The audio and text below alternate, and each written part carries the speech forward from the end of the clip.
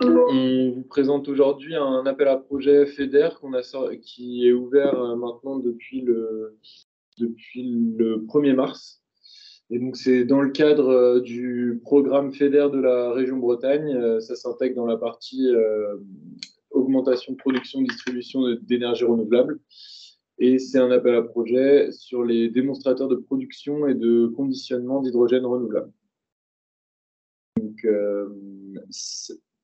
d'abord, sur l'objectif, c'est clairement dans le titre, c'est de soutenir ce type de projet démonstrateur donc, qui sont innovants tant sur les, les conditions de production et de conditionnement de l'hydrogène renouvelable. Et sur les bénéficiaires éligibles, on a souhaité ouvrir au plus grand nombre. Donc, le seul blocage qu'on a, c'est sur les grandes entreprises qui ne sont pas sur une mission de service public. C'est quelque chose qu'on n'a pas réussi à négocier directement avec la Commission qui ne souhaite plus voir de subventions sur les grandes entreprises. Donc, c'est la seule limitation sur les bénéficiaires éligibles. Ensuite, sur les actions éligibles, c'est encore une fois, on a essayé d'avoir le titre le plus clair possible. Donc, c'est par rapport à une solution classique commercialisée aujourd'hui, tout type d'innovation. Donc, ici, on a cité conditionnement, rendement, cycle de l'eau, durée de vie, impact carbone et coût des matériaux, mais c'est absolument pas limitatif. Et ensuite, simplement, on a prévu 2 exclusions. Donc, les procédés pour lesquels la production d'hydrogène est marginale dans le cadre d'une production de méthane et les procédés qui produisent de l'hydrogène carboné. Donc là, on reprend le même critère d'impact carbone que Maximilien vous présentait juste avant. On a choisi de limiter à 3 grammes de CO2 par kilo d'hydrogène. Et donc voilà pour les actions éligibles. Tout d'abord, pour pouvoir être retenu, il faut que les projets se conforment aux critères d'éligibilité suivants. Donc, une proximité directe entre la source de production et la production d'hydrogène. On demande que les projets soient hors obligation d'achat. Ça, c'est quelque chose qu'on a inscrit dans une optique de symétrie un petit peu avec nos appels à projets photovoltaïques. Et c'est dans l'idée de voir des options d'achat se développer. Sur l'hydrogène, on sait déjà que le cumul sera interdit avec la subvention. Donc, c'est pour ça qu'on l'a prévu. Et ensuite, il y a évidemment l'équilibre budgétaire, la cohérence avec la politique régionale et le respect des règles concurrentielle des aides d'État ou au contraire la sortie de ce caractère concurrentiel. Donc après ces critères d'éligibilité, ce sont les critères de sélection. Donc une fois que votre projet est éligible, les projets seront comparés entre eux et sélectionnés sur la base des critères que vous voyez à l'écran. Donc d'abord, on regardera le critère d'innovation dont je vous parlais tout à l'heure. Ensuite, on va se baser sur la proximité et la pertinence de l'approvisionnement par rapport à l'usage. Et en dernier critère pour sélectionner les projets entre eux, on regardera la puissance de production installée. Et sur les dépenses éligibles, on a toutes les dépenses d'investissement matériel, les études, prestations immatérielles et les dépenses de personnel. Pour le matériel et les études, on va tout prendre directement au réel sur justification des factures. Et par contre, pour les dépenses de personnel, pour ceux d'entre vous qui ont déjà monté des dépenses FEDER, ça faisait partie des grosses complexités des dossiers. Donc là, on ne va pas les calculer au réel, on va simplement considérer que pour un coût d'investissement matériel et immatériel donné, les dépenses de personnel représenteront toujours 20%. Ce sera simplement un forfait et il n'y aura pas de prise au réel sur la période 21-27. Donc là, c'est une nouveauté. Voilà, ce sont les options de coûts simplifiés qu'on a été fortement encouragés à mettre en place par la Commission européenne. Et clairement, on a souhaité le faire aussi parce que c'était l'un des principaux retours qu'on avait des porteurs de projets.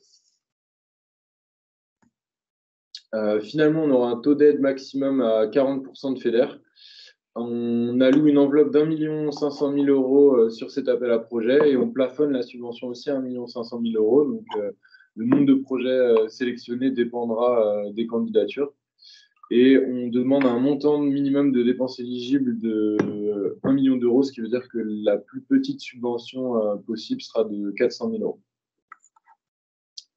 Et donc, comme je vous le disais au début, cet appel à projet, il a été ouvert le 1er mars et il sera clôturé le 31 août de cette année. Je vous laisse me contacter. Déjà, vous allez pouvoir me poser vos questions en direct maintenant, mais sinon, me contacter par mail pour avoir plus d'informations. Et j'y réponds conjointement avec mon collègue Maximilien qui apporte l'expertise technique. Je vous remercie. Très bien, merci beaucoup. Alors, on a déjà 2-3 questions. La première, pour l'appel à projet Région Bretagne, qu'est-ce qu'il en est du caractère renouvelable de l'âge de produit? Quelles sont les garanties d'origine autorisée? Alors, effectivement, vous l'avez vu, ce sera aussi le cas sur les calls nationaux, sur le call FEDER. On cherche à faire le lien direct entre la production et l'usage, la production renouvelable, pardon, d'hydrogène et ce qui est vendu in fine dans l'écosystème. Donc, ce qui va être discriminant sur un projet, c'est son parcours à moyen long terme. C'est-à-dire, il faut pouvoir démontrer que les contrats passés pour l'approvisionnement sont passés dans des sites avec des acteurs qui ont des actifs renouvelables. Ça, c'est important. Alors, on est parti sur une démonstration des 3 grammes de CO2 qui doit pouvoir demain être assuré par un mécanisme de traçabilité qui n'est pas encore tout à fait en place au niveau national, mais qui le sera de toute façon à terme. Donc, voilà, c'est cette démonstration-là de sourcing contractuel qu'il va falloir démontrer au moment de la candidature sur la partie investissement. Si évidemment des phases d'amorçage passent par des mix contractuels qui sont pas couverts à 100% par des renouvelables, c'est quelque chose qui peut être discuté et négocié, mais c'est pas une situation qu'on souhaite pérenniser dans la durée. Donc c'est cette démonstration-là qu'il faudra apporter. Voilà. Le 3 grammes, il pourra être sécurisé, sourcé au moment où le dispositif national évidemment sera en place sur les garanties de traçabilité renouvelable. Merci. Également, les rendements des chaînes H2 sont-ils pris en compte et bien en concurrence avec les concurrents naturels de l'hydrogène? Batterie donc pour accepter un financement. Alors, on ne fait pas ce choix-là sur l'appel à projet régional. C'est sans doute des critères, par contre, qui vont apparaître ou qui sont apparus, en tout cas, dans les dispositifs de l'ADEME. Ce serait Rémi Noireau complété. Peut-être sur le FEDER, tu veux compléter sur cette partie-là? Sur le FEDER non plus, on demande de comparer à des solutions classiques commercialisées, mais sur le marché de l'hydrogène. Et de notre côté, on demande de comparer avec des solutions de référence, donc c'est plutôt le diesel. Côté ADEME. Côté ADEME Oui. Bretagne. C'était Rémi qui devait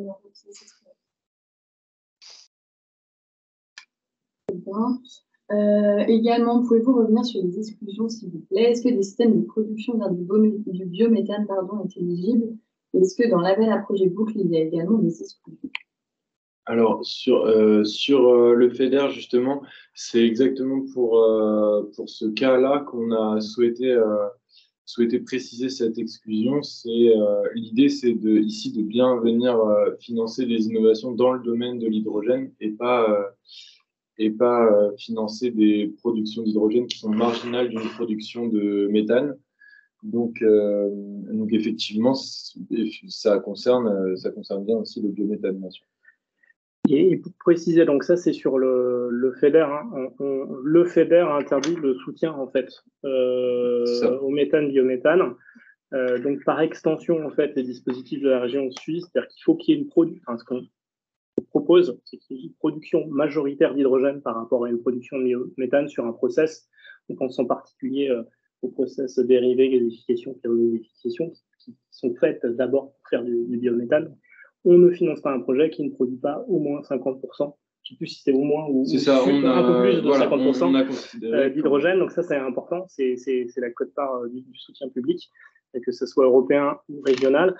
Par contre, effectivement, il n'y a pas d'exclusion technologique dans l'appel à projet régional pour les boucles locales hydrogène. On peut tout à fait transformer du biométhane en hydrogène. Ça, c'est complètement éligible, ou par électrolyse directement dans du biométhane pour certains procédés. Voilà, on n'est pas sélectif technologiquement. C'est plutôt dans le produit de sortie qu'on vérifie les choses. Il y a une question complémentaire dans la salle. Et ce seuil de 50%, c'est quel que soit le volume, parce que si on produit 1 gigawattheure ou 100 gigawattheures… Du procédé, par rapport au procédé. Voilà. Sur le dimensionnement du procédé, si vous avez un procédé de 3 MW, il faut que ça soit productible, soit au moins à 50% hydrogène. Dans la durée de fonctionnement du contrat d'accompagnement par la région ou par le FEDER. Également, une dernière question de M. Arénal de HM. Quelles sont les solutions d'accompagnement financier pour les entreprises souhaitant rétrofiter leur flotte à hydrogène? Alors, typiquement, pour l'appel à projet boucle écosystème local hydrogène, un rétrofit de navires, d'engins ou de poids lourds est éligible. Ce sont les flottes, en fait, qui ne sont pas éligibles. Les transports ne sont pas éligibles. C'est-à-dire le coût du refit et l'assiette éligible. Voilà, c'est pris en compte. Sur le FEDER, on imaginait un temps développer des dispositifs l'an prochain ou les années suivantes. Ce ne sera pas le cas pour le rétrofit terrestre. Il y a une question sur les navires, donc on n'a pas encore décidé de le lancer. Ça fait partie des choses à venir. Voilà, donc on se réserve la possibilité de lancer de futurs appels à projets régionaux sur le rétrofit. Ce n'est pas encore décidé. Pour compléter, sur le FEDER, on est bloqué en fait par ce qu'expliquait Maximilien, l'impossibilité d'aller financer directement des véhicules, que ce soit terrestres ou maritimes. Donc sur l'appel à projet FEDER et ceux à venir, on ne prévoit rien sur le rétrofit. Par contre, s'il y a des projets qui s'inscrivent dans la catégorie justement des démonstrateurs là ce serait plutôt sur le conditionnement, peut-être qu'on pourra imaginer des projets, des appels à projets à venir. Voilà, c'est un premier de série et pas des flottes. C'est ça qu'il faut retenir. Voilà.